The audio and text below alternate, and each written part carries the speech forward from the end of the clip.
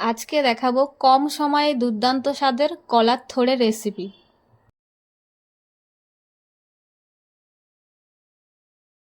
কলা গাছটা কেটে থোড়টা বার করে নিলাম। এবারে কলার থোড়ের রেসিপিটা করার জন্য আলু কেটে নেব।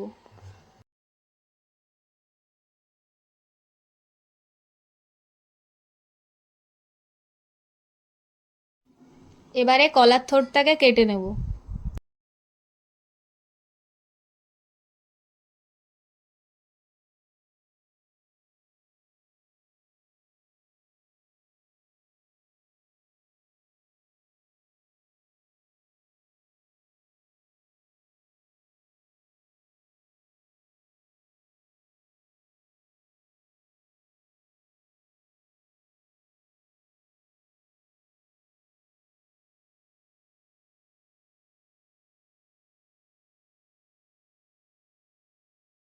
এবারে থোড়টাকে হলুদ দিয়ে ভালোভাবে মাখিয়ে নেব।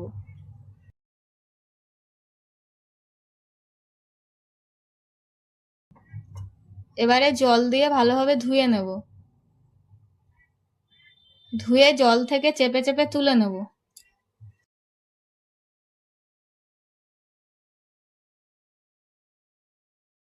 এবারে আলুটাকে জল দিয়ে ভালোভাবে ধুয়ে তুলে নেব। কলার থোড়ের রেসিপি করার জন্য এবারে মশলা করে নেব। জিরে বেটে নিলাম।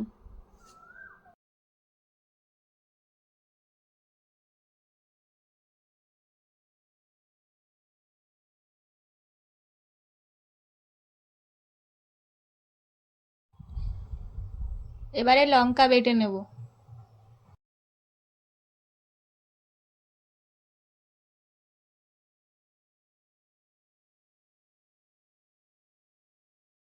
এবারে কড়াই বসিয়ে দিলাম, গরম হয়ে গেছে, তেল দিয়ে দেবো। দিয়ে বড়াগুলোকে ভালোভাবে লাল লাল করে ভেজে নেব।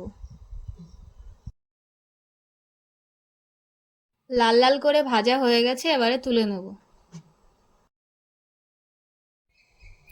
এবারে কড়াইতে জিরে ও তেজপাতা দিয়ে দেব। এবারে হালকা নেড়ে চেড়ে নিয়ে কেটে রাখা আলুগুলো দিয়ে দেব। দিয়ে সেগুলো একসাথে ভালোভাবে মিশিয়ে নেব। এবারে পরিমাণ মতো লবণ দিয়ে দেব ও পরিমাণ মতন হলুদ দিয়ে দেব। দিয়ে সবগুলোকে একসাথে ভালোভাবে নেড়ে চেড়ে ভেজে নেব। এবারে জিরে বাটা দিয়ে দেব।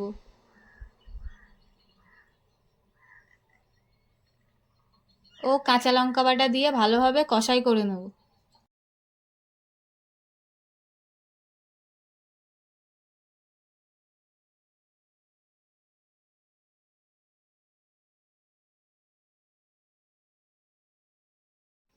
কষাই হয়ে এসছে, এবারে কলার থোড়টাকে দিয়ে দেবো।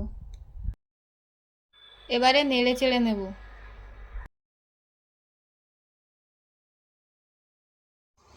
এবারে সেদ্ধ হওয়ার জন্য জল দিয়ে থালা দিয়ে ঢেকে দেবো 7 মিনিটের জন্য। সেদ্ধ হয়ে এসছে,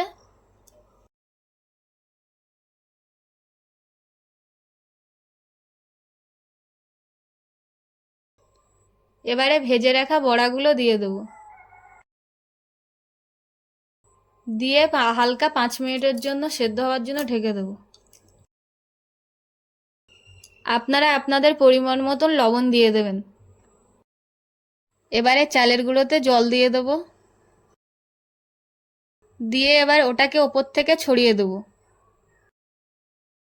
এবারে ভালোভাবে ঘেঁটে নেব।